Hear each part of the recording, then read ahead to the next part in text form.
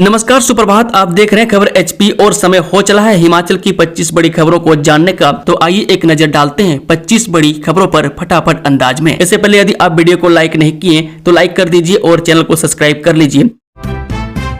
सचिवालय में भर जाएंगे क्लर्क के 40 पद। संगीत शिक्षक भर्ती का परिणाम घोषित, इनका सीबीटी शेड्यूल जारी।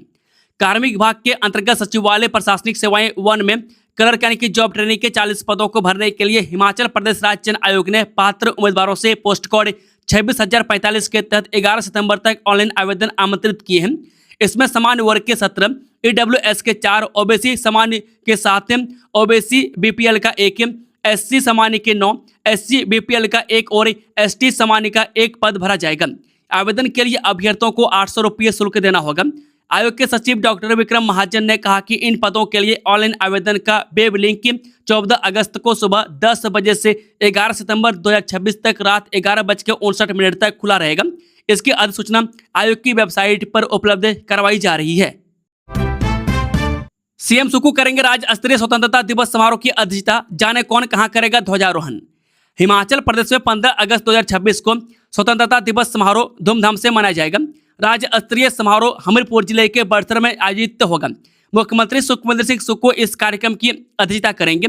यह समारोह सुबह 11 बजे शुरू होगा। राज्य सरकार ने जिला स्तर पर भी स्वतंत्रता दिवस समारोह के लिए मुख्य अतिथियों की सूची जारी कर दी है। इसमें विधानसभा अध्यक्ष, उप मुख्यमंत्री और विभिन्न मंत्री विभिन्न जिलों में राष्ट्रध्वज फहराएंगे और परेड की सलामी लेंगे। कुलदीप सिंह पठानिया बिलासपुर में समारोह की अध्यक्षता करेंगे। उप मुख्यमंत्री मुकेश अग्निहोत्री चंबा में राष्ट्रीय ध्वज फहराएंगे। मैं स्वास्थ्य मंत्री कर्नल धनराम सांडिल सोलन में कार्यक्रम की अध्यक्षता करेंगे। मैं कृषि मंत्री चंद्र कुमार कंगड़ा के धर्मशाला में समारोह में शामिल होंगे। उद्योग मंत्री हर्षवर्धन चौहान कुल्लू में, राजस्व मंत्री जगत सिंह नेगी किन्नौर के रिकांगपिओ में और शिक्षा मंत्री रोहित ठाकुर शिमला में कार्यक्रम की अध्यक्षता करेंगे। हिमाचल में 13 अगस्त तक बरसेंगे बादल। 5 जिलों के लिए 2 दिन भारी बारिश का ऑरेंज अलर्ट। हिमाचल प्रदेश में सक्रिय मानसून और अनुकूल मौसमी स्थितियों के कारण राज्य के कई भागों में आगामी 6 दिन भारी बारिश होने की संभावना है। 5 जिलों में 2 दिन भारी बारिश का ऑरेंज अलर्ट जारी किया गया। मौसम विज्ञान केंद्र शिमला की ओर से शुक्रवार शाम को जारी ताजा पूर्वानुमान में इसकी जानकारी दी गई है।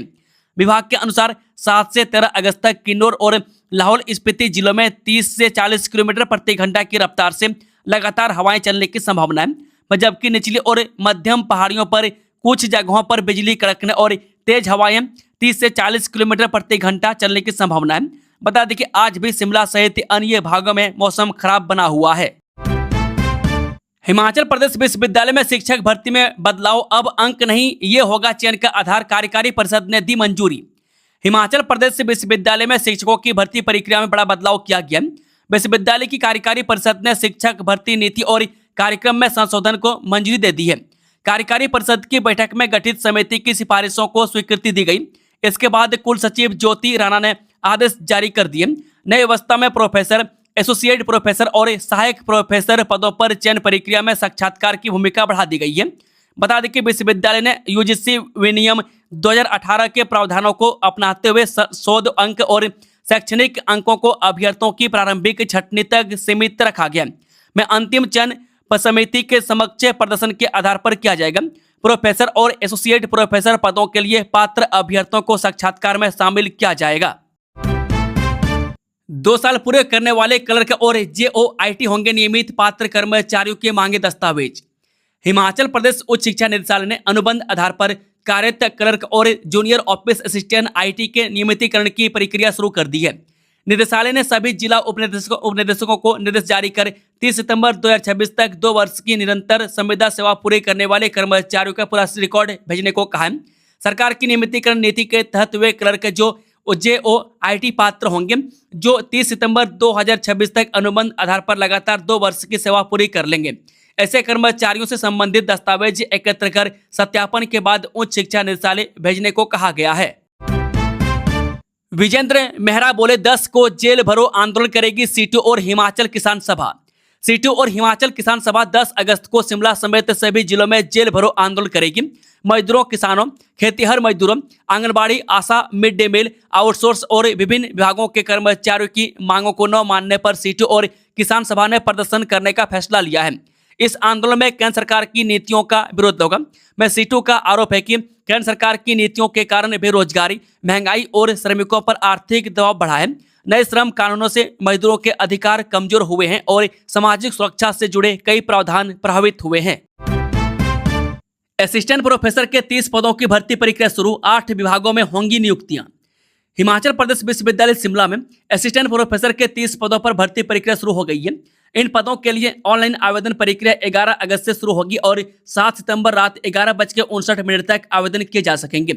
भर्ती प्रक्रिया में विश्वविद्यालय के स्नातकोत्तर केंद्र शिमला, क्षेत्रीय केंद्र धर्मशाला और विश्वविद्यालय प्रौद्योगिकी संस्थान के विभिन्न विभागों के पद शामिल किए गए हैं। में सबसे अधिक 5 पद भूगोल विभाग में भरे जाएंगे। इसके बाद भौतिकी और रसायन विज्ञान विभाग में 4 पदों पर नियुक्ति होंगी। भूगोल विभाग के 5 पदों में सामान्य वर्ग के 7, अनुसूचित जनजाति, अनुसूचित जाति, पूर्व सैनिक और अन्य आरक्षित श्रेणियों के पद शामिल हैं।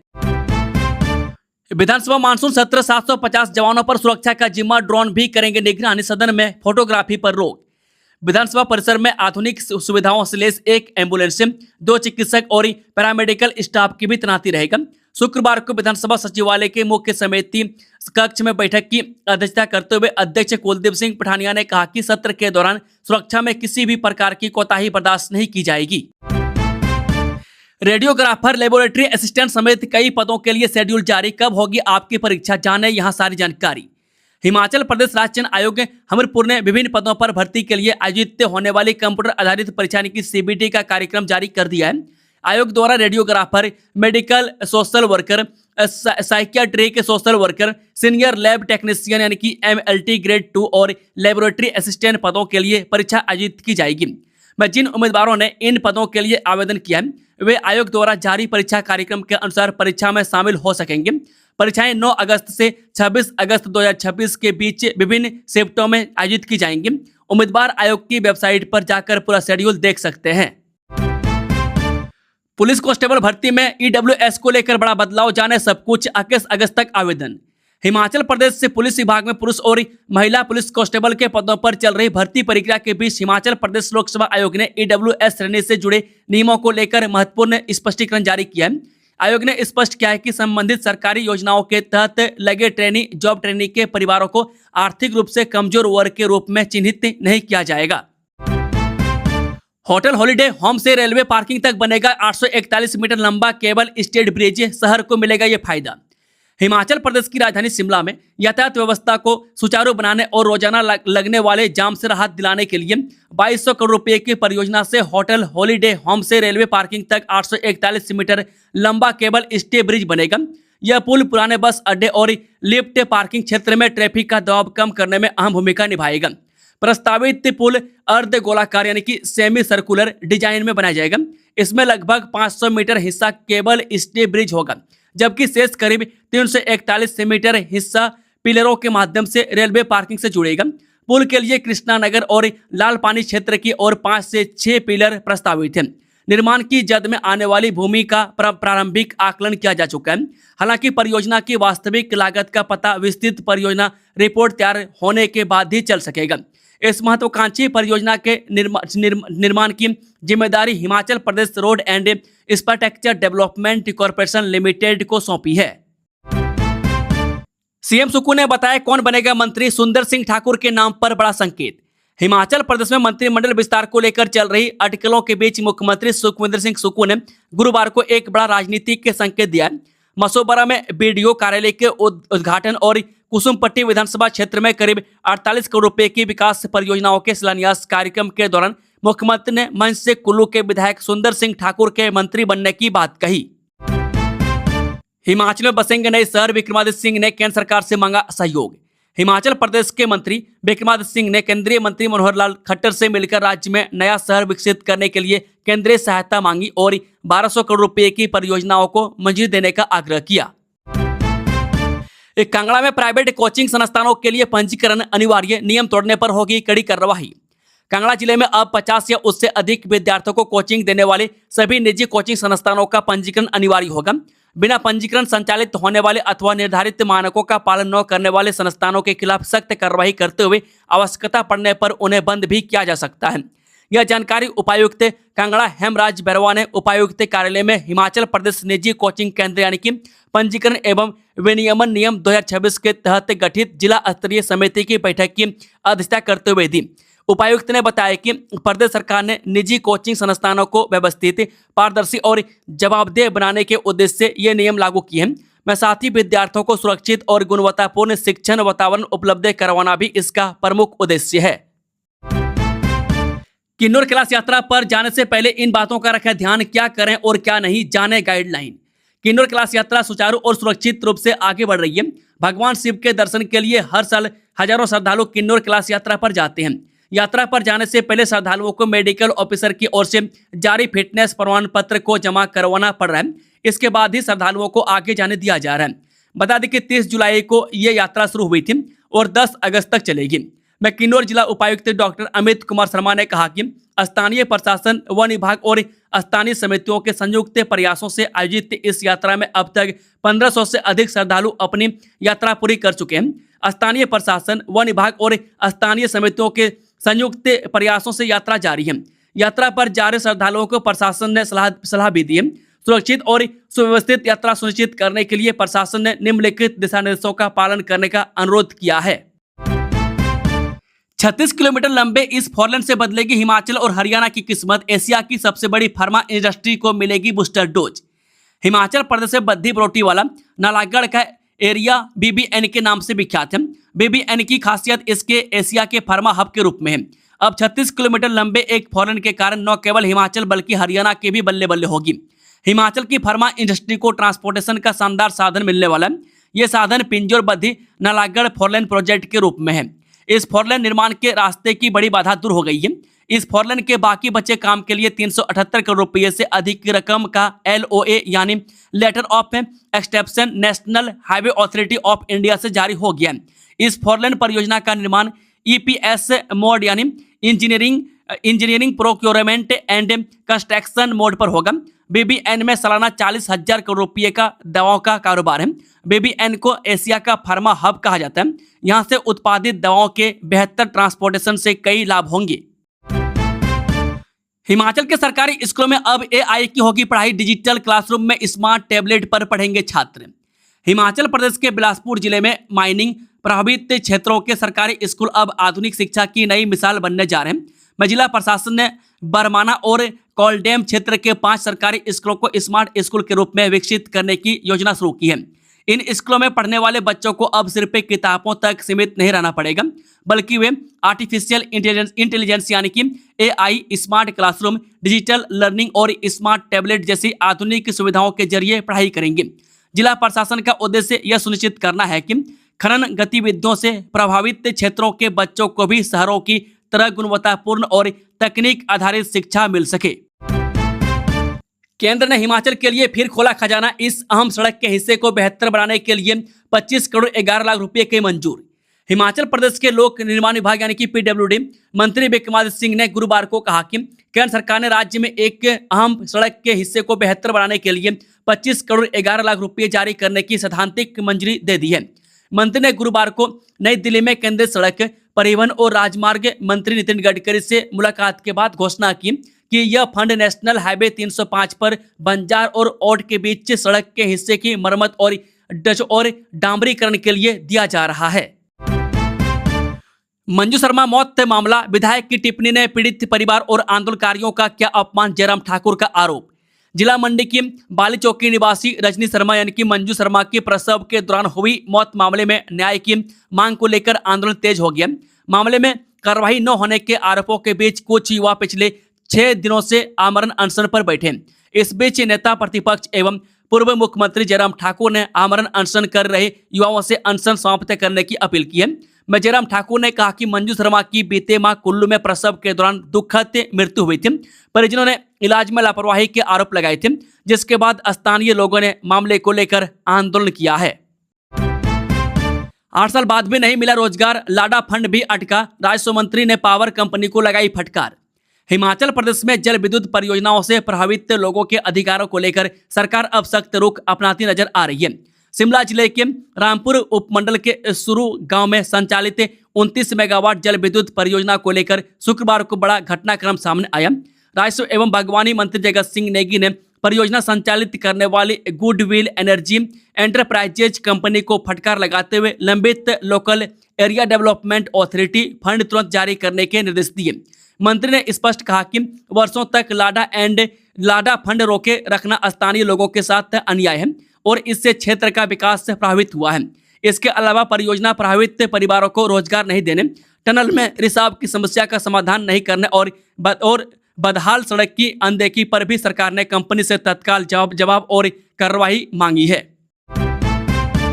डेंगू के डंक से निपटने को तैयार हिमाचल का ये अस्पताल पहले भी बीमारी का कहर झेल चुका है। जिला हमीरपुर में बरसात के मौसम के बीच कई बीमारियों का खतरा भी मंडराने लगा है। वहीं बरसात में डेंगू के बढ़ते खतरे के बीच क्षेत्रीय अस्पताल बिलासपुर ने मोर्चा संभाल लिया है। डेंगू के संभावित मरीजों के लिए अस्पताल में अलग आइसोलेशन वार्ड तैयार कर दिया गया है। इसके साथ ही डेंगू की जांच के लिए एलिसा टेस्ट की सुविधा और पर्याप्त मशीनरी भी उपलब्ध करवा दी गई है। अब ब्यास नहीं मचाएगी तबाही, कुल्लू को बाढ़ से बचाने के लिए इन स्थानों से निकाला जाएगा मलबा। हिमाचल प्रदेश के कुल्लू जिले में हर साल मानसून के दौरान ब्यास नदी का बढ़ता जल स्तर और नदी में जमा मलबा लोगों के लिए बड़ी चिंता का कारण बनता जा रहा है। वर्ष 2023 की आपदा समेत पिछले कई वर्षों में बाढ़ और कटाव के कारण भारी नुकसान देखने को मिला है। इसी चुनौती से निपटने के लिए अब जिला प्रशासन और वन विभाग ने ब्यास नदी में ड्रेजिंग का दायरा बढ़ाने की तैयारी शुरू कर दी है। वर्तमान में जहां जिले के 3 स्थानों पर ड्रेजिंग का कार्य किया जा रहा है, वहीं अब मनाली से कुल्लू के बीच 3 नए स्थानों सहित कुल 5 नई साइटों को चिन्हित किया गया। इन स्थानों पर केंद्रीय वन एवं पर्यावरण मंत्रालय से मंजूरी मिलने के बाद ड्रेजिंग शुरू की जाएगी। अधिकारियों का मानना है कि इससे बाढ़ का खतरा कम होगा और नदी के आसपास बसे रिहायशी इलाकों को सुरक्षा मिलेगी। सीएम सुक्खू का बड़ा फैसला, मेडिकल कॉलेजों में रिसर्च को मिलेगा बढ़ावा, आईजीएमसी से होगी शुरुआत। हिमाचल प्रदेश में स्वास्थ्य सेवाओं को और आधुनिक तथा प्रभावी बनाने की दिशा में राज्य सरकार ने बड़ा कदम उठाया है। मुख्यमंत्री सुखविंदर सिंह सुक्खू ने चिकित्सा महाविद्यालय में शोध कार्य यानी कि रिसर्च को बढ़ावा देने और हॉस्पिटलों की डायग्नोस्टिक सेवाओं को मजबूत करने के निर्देश दिए हैं। सरकार का लक्ष्य है कि मरीजों को प्रदेश के भीतर ही बेहतर इलाज, आधुनिक जांच सुविधाएं और गुणवत्तापूर्ण स्वास्थ्य सेवाएं उपलब्ध हो, ताकि उन्हें छोटी बड़ी जांच और उपचार के लिए दूसरे राज्यों का रुख न करना पड़े। सेरोगेसी से मां बनने वाली महिला कर्मचारी भी मैटरनिटी लीव की हकदार, हिमाचल हाईकोर्ट का आदेश। हिमाचल प्रदेश हाईकोर्ट ने मैटरनिटी लीव यानी मातृत्व अवकाश से जुड़े मामले में एक महत्वपूर्ण फैसला सुनाया है। हाईकोर्ट ने स्पष्ट किया है कि सेरोगेसी के जरिए मां बनने वाली यानी कमीशनिंग मदर भी अन्य महिला सरकारी कर्मचारियों की तरह मातृत्व अवकाश की पूरी हकदार हैं। हाईकोर्ट के न्यायाधीश न्यायमूर्ति अजय मोहन गोयल की अदालत ने मामले की सुनवाई करते हुए याचिकाकर्ता को मातृत्व अवकाश देने से इनकार करने संबंधी राज्य सरकार के आदेशों को रद्द कर दिया। मैं साथ ही प्रदेश सरकार को निर्देश दिए हैं कि याचिकाकर्ता को दोनों बच्चों के जन्म के बाद 180 दिन का मातृत्व अवकाश से प्रदान किया जाए और रोका गया वेतन भी 2 माह के भीतर जारी किया जाए। अदालत ने याचिका स्वीकार करते हुए स्पष्ट किया कि महिला कर्मचारी को केवल इस आधार पर मातृत्व लाभ से वंचित नहीं किया जा सकता कि उसने सेरोगेसी के जरिए मातृत्व प्राप्त किया है। हिमाचल में पहली बार ऐसा अभियान, अब गरीबों की जुबान से तय होगी सरकारी योजना। हिमाचल प्रदेश में पहली बार सरकार कल्याणकारी योजनाएं दफ्तरों में बैठकर नहीं, गरीब परिवारों की चौखट पर पहुंचकर उनकी जरूरतों के आधार पर तैयार करने जा रही है। प्रदेश के करीब 1,78,000 अति निर्धन परिवारों की सामाजिक और आर्थिक स्थिति सुधारने के लिए शुरू की गई अपना परिवार सुखी परिवार योजना अब जमीनी स्तर पर उतरने जा रही है। इसके पूरे प्रदेश के ब्लॉक स्तर पर 3 दिन तक चलने वाला विशेष जनसंवाद अभियान शुरू हो गया है, जो सभी ब्लॉकों में 8 अगस्त तक चलेगा, जिसमें स्थानीय विधायक स्वयं अति निर्धन परिवारों से सीधे संवाद करेंगे। उनकी वास्तविक समस्याएं, जरूरतें, रोजगार, शिक्षा, स्वास्थ्य, आवास, आजीविका और सरकारी योजनाओं से जुड़े अनुभवों का फीडबैक लेंगे, ताकि भविष्य की योजनाएं कागजों पर नहीं, लोगों की वास्तविक आवश्यकताओं के अनुरूप बनाई जा सके। विदेश से भेजने के नाम पर हिमाचली युवक से लाखों की ठगी, सिंगापुर तक खिलाए धक्के पर नहीं मिली नौकरी। जी हां, सिंगापुर में नौकरी और 2 साल का वर्क वीजा दिलाने का झांसा देकर एक व्यक्ति से करीब 8 लाख रुपए की ठगी करने का मामला सामने आया है। पुलिस थाना अम्ब में शिकायत के आधार पर रोहतक यानी कि हरियाणा के रहने वाले 3 लोगों के खिलाफ मामला दर्ज कर जांच शुरू कर दी गई है। हिमाचल में नशा तस्कर की चिट्टा निगलने से मौत। पुलिस से बचने के लिए नाका तोड़ने के बाद ट्रक से टकराई हरियाणा नंबर की कार। हिमाचल के सोलन जिले में नशा तस्करों के खिलाफ बद्दी पुलिस की स्पेशल सेल की टीम ने बड़ी कार्रवाई की है। नाकाबंदी के दौरान हरियाणा नंबर की कार चालक ने नाका तोड़कर मौके से भागने की कोशिश में ट्रक को टक्कर मार दी और पुलिस से बचने के लिए एक आरोपी ने चिट्टा यानी कि नशीला सिंथेटिक ड्रग निगल लिया। देखते ही देखते उसकी हालत बिगड़ने पर पुलिस की टीम ने फौरन उसे अस्पताल में पहुंचाया, जहां उसकी मौत हो गई। असम में 15 जिले अब भी बाढ़ की चपेट में। मृतकों की संख्या बढ़कर हो गई 97। Disaster management authority. असम अब भी बाढ़ की चपेट में है। Assam state disaster management authority के मुताबिक राज्य के 15 जिले, 39 रेवेन्यू सर्कल और 481 गांव बाढ़ में डूबे हुए हैं।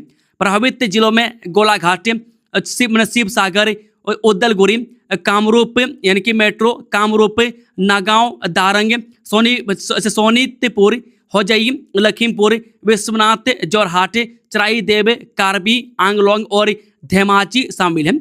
राज्य में बाढ़ से 2 और लोगों की मौत हो गई है और इस तरह बाढ़ से मरने वालों की संख्या बढ़कर 97 हो गई है। आंकड़ों के मुताबिक राज्य भर में बाढ़ से 1,68,701 लोग प्रभावित हुए हैं, जबकि 14,382.26 हेक्टेयर में लगी फसल डूब गई है। बाढ़ से सबसे ज्यादा 49,515 लोग शिव सागर में, उसके बाद 27,842 लोग जोरहाट और 21,486 लोग चराईदेव में प्रभावित हुए हैं।